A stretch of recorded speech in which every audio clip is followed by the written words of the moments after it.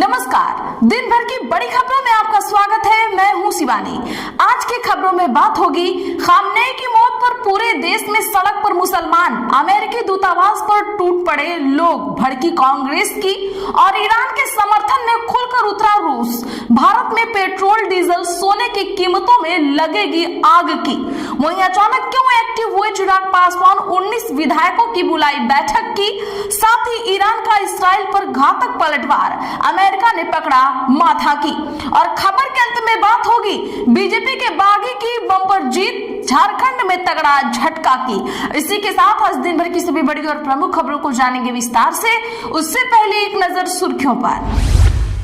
दावा, खामनेई के बेटे बन सकते हैं ईरान के सुप्रीम लीडर। 2 साल से सत्ता संभालने की ट्रेनिंग ले रहे थे, आखिरी फैसला 88 मौलवी करेंगे। शराब घोटाले से रिहाई, अब क्या करेंगे केजरीवाल। पंजाब, गुजरात, गोवा पर नजर, आप मजबूत हुई तो बीजेपी को होगा फायदा। महाराष्ट्र के नागपुर में बारूद कंपनी में ब्लास्ट, 17 मरे, 18 लोग की हालत गंभीर, मटेरियल बनाने वक्त हुआ धमाका। दावा, अजीत का प्लेन क्रैश लैंडिंग से पहले पेड़ों से टकराया। AAIB की रिपोर्ट, विजिबिलिटी कम थी फिर भी विमान रनवे पर उतरा। राजस्थान की स्टूडेंट्स कारोबारी दुबई, अबू धाबी में फंसे, बोले धमाके हो रहे हैं। अजमेर में शोक का ऐलान, जयपुर से उड़ाने कैंसिल, एडवाइजरी जारी। खामनेई के मरने पर उत्तर प्रदेश में जमकर हो रहा प्रदर्शन, अमेरिका इसराइल के खिलाफ लग रहे नारे, अलर्ट पर प्रशासन। भोपाल में लगे अमेरिका और इसराइल मुर्दाबाद के नारे, ईरान के सुप्रीम लीडर के मरने पर मातम, इमाम बोले खामनेई ने हमेशा मजलूमों का साथ दिया। CJI जस्टिस सूर्यकांत ने तिरुपति में 16 नए कोर्ट कॉम्प्लेक्स की रखी नींव। इजराइल ईरान जंग को लेकर दुबई में बुर्ज खलीफा के पास हुआ बड़ा वार, एयरपोर्ट बंद, दुनिया भर की फ्लाइट्स पर असर। एयर इंडिया की लंदन, टोरंटो, पेरिस, शिकागो उड़ानें रद्द। ईरान इसराइल जंग को लेकर भारत ने जारी की एडवाइजरी, खाड़ी देशों में भारतीयों से घरों में रहने की अपील, कश्मीरी छात्रों को वापस लाने की हो रही मांग। आज से बिना सिम नहीं चलेगा व्हाट्सएप, कमर्शियल सिलेंडर के दाम 31 रुपए तक बढ़े, हवाई सफर भी हुआ महंगा। 75 के हुए सीएम नीतीश, तेजस्वी बोले स्वस्थ रहें। कार्यकर्ताओं ने कहा निशांत को राजनीति में लाएं। संजय झा ने काटा 75 पाउंड का केक। पीएम ने तमिलनाडु और पुडुचेरी में 71 करोड़ के प्रोजेक्ट शुरू किए। मदुरई में बोले विकसित भारत में तमिलनाडु का अहम योगदान। तिरुपारनकुंद्रम में मंदिर में की पूजा। केजरीवाल बोले कोर्ट का फैसला भाजपा के मुंह पर तमाचा है, हमें खत्म करने के लिए मोदी खुद इस केस की मॉनिटरिंग कर रहे थे। हरियाणवी युवक बोला कतर में मिसाइलें दागी जा रही हैं, ऐसा मंजर मैंने पहली बार देखा। कई युवक रेस्क्यू किए गए, ईरान में 2 मेडिकल स्टूडेंट्स फंसे। सरकारी स्कूल की छत भरभरा कर गिरी, दरारें देख टीचर ने 3 मिनट पहले ही बच्चों को बाहर निकाला, कमरे में छाया धूल का गुब्बार। आशुतोष पांडे हिस्ट्री शीटर से महाराज तक, जज के फर्जी साइन का केस, एसपी को 1 लाख रिश्वत दी, अब शंकराचार्य पर लगाया आरोप। बंगाल में आज से बीजेपी की परिवर्तन यात्रा शुरू, चुनाव को लेकर पार्टी की तैयारी, कोलकाता में पीएम मोदी करेंगे शिरकत।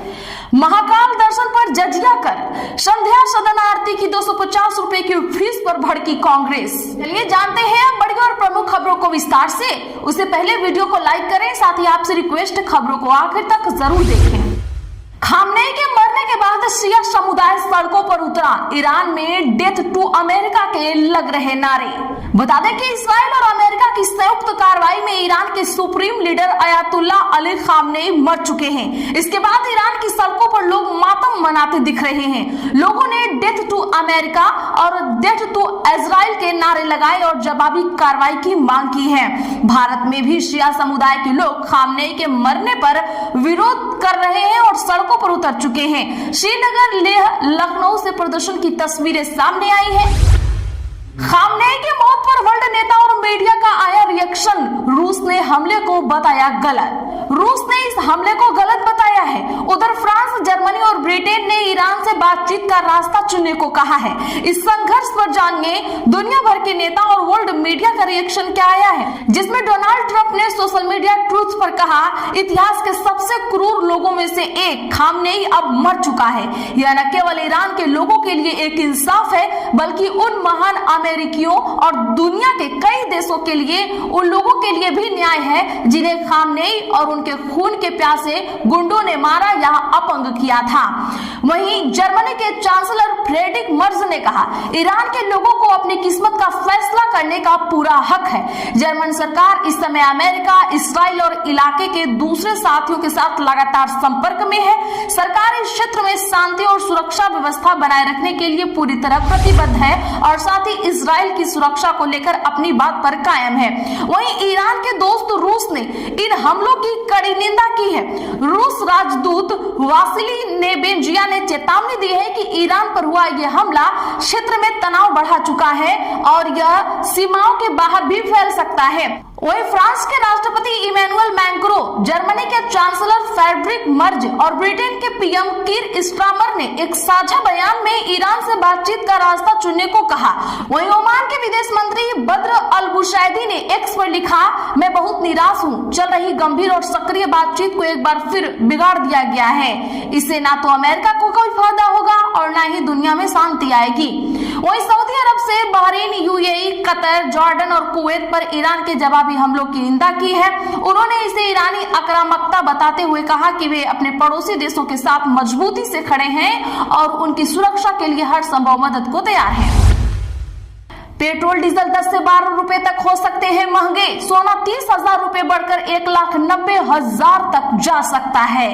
जी हां, अमेरिका और इजराइल के हमले में ईरान के supreme leader Ayatollah Ali Khamenei मर चुके हैं। अगर ये जंग लंबी चली और तेल मार्ग होर्मुज स्ट्रेट बंद हुआ तो कच्चे तेल के दाम बढ़ सकते हैं। इसका असर भारत में तेल, शेयर बाजार और सोना चांदी पर दिख सकता है।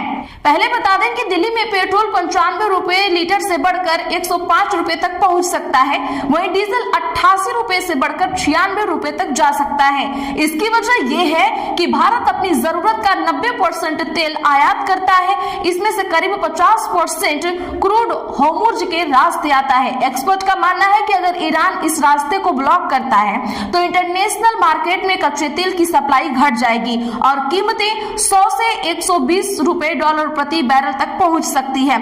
फिलहाल ब्रेंट क्रूड $70 प्रति बैरल के आसपास ट्रेड कर रहा है। इजराइल ईरान जंग, पाकिस्तान में अमेरिकी दूतावास पर टूट पड़े लोग, कतर, दुबई में ईरान का बड़ा हमला। बता दें कि अमेरिका इजराइल का ईरान पर लगातार दूसरे दिन हवाई हमला जारी है।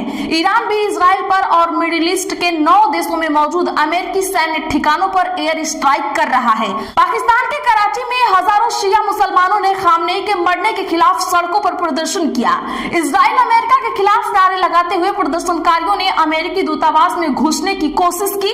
सुरक्षा कर्मियों की फायरिंग में 12 से ज्यादा लोग मर गए, ऐसी खबर सामने आई है और कई लोग इसमें घायल भी हुए हैं। ईरान का मिडिल ईस्ट के राज्यों पर लगातार हमला जारी है।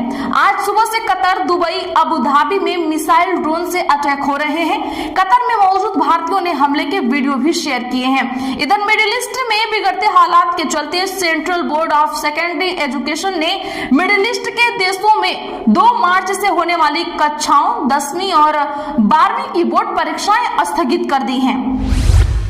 खामनेई पर यूएस और इस्राइल के हमले की ओवैसी से लेकर प्रियंका गांधी तक ने की निंदा। जानिए क्या कहा। ऑल इंडिया मजलिस-ए-इत्तेहादुल मुस्लिमीन के प्रमुख असदुद्दीन ओवैसी ने ईरान के supreme leader Ayatollah Ali Khamenei के मरने पर दुख जताया है। असदुद्दीन ओवैसी ने कहा कि रमजान के पवित्र महीने में डोनाल्ड ट्रंप और बेंजामिन नेतन्याहू ने मिलकर ईरान पर हमला किया है। उन्होंने कहा कि हम ईरान पर हुए इस वार की कड़ी निंदा करते हैं। असदुद्दीन ओवैसी ने कहा, अगर वे जिनेवा समझौते पर सहमत होते हैं तो ईरान के परमाणु भंडारों का इस्तेमाल नहीं होता। इस हमले में 200 से अधिक लोग मारे जा चुके हैं। मैं अयातुल्लाह खामनेई के मरने को अनैतिक और गैर कानूनी मानता हूं। उन्होंने शिया समुदाय के प्रति संवेदना जताते हुए शांति की अपील की। उन्होंने इस युद्ध को समाप्त करने का आह्वान किया। ओवैसी ने कहा कि हमें उम्मीद है कि भाजपा सरकार आयतुल्ला अली खामनेई के मरने की निंदा करेगी और इस युद्ध को समाप्त करने का आह्वान करेगी। वहीं कांग्रेस सांसद प्रियंका गांधी वाड्रा ने ईरान के supreme leader ayatollah Ali Khamenei की लक्षित हत्या की कड़ी निंदा की है। प्रियंका गांधी वाड्रा ने प्रधानमंत्री नरेंद्र मोदी पर भी तंज कसते हुए कहा कि उन्हें उम्मीद है कि इस्राइल के पीएम बेंजामिन नेतन्याहू और अमेरिकी राष्ट्रपति डोनाल्ड ट्रंप के सामने घुटने टेकने के बाद प्रधानमंत्री प्रभावित देशों में फंसे सभी भारतीय नागरिकों को सुरक्षित घर वापस लाने के लिए हर संभव प्रयास करेंगे। धनबाद में भाजपा के बागी मेयर ने पद जीता, कितने नंबर पर रहे बीजेपी समर्थित। बता दें कि झारखंड के धनबाद नगर निगम में भाजपा के बागी संजीव सिंह ने महापौर पद के लिए हुए चुनाव में जीत दर्ज की है, जबकि भाजपा समर्थित उम्मीदवार चौथे स्थान पर रहे।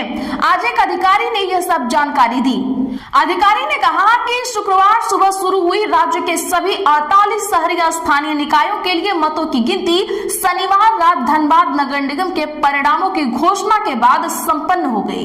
नगर निकाय चुनाव राजनीतिक दलों के चिन्हों पर नहीं लड़े गए, लेकिन उम्मीदवारों को इनका समर्थन प्राप्त था। राज्य चुनाव आयोग के सचिव राधेश्याम प्रसाद ने पीटीआई भाषा से कहा, नगर निकायों के निर्वाचित सदस्य अब 10 से 20 मार्च के बीच अपने अपने स्थानीय निकायों के उप महापौर या उपाध्यक्ष का चुनाव करेंगे। वे इस अवधि के दौरान शपथ भी लेंगे। राज्यसभा चुनाव पर एक्टिव हुए चिराग पासवान लोजपा आर के 19 विधायकों की बुलाई बैठक। बता दें कि आगामी राज्यसभा चुनाव को लेकर बिहार के 86 गलियारों में हलचल तेज हो गई है। इस बीच केंद्रीय मंत्री चिराग पासवान ने लोक जनशक्ति पार्टी की महत्वपूर्ण बैठक बुलाई है। कुछ दिनों पहले चिराग पासवान की मां रीना पासवान के एनडीए से राज्यसभा प्रत्याशी बनाए जाने की अटकलें चल रही थी। हालांकि केंद्रीय मंत्री ने खुद इसे खारिज कर दिया। तो आज के लिए बस इतना ही। ऐसी ही खबरों के लिए चैनल सब्सक्राइब करें और बगल में घंटी के निशान को जरूर दबा लें। वीडियो को लाइक और शेयर करना ना भूलें।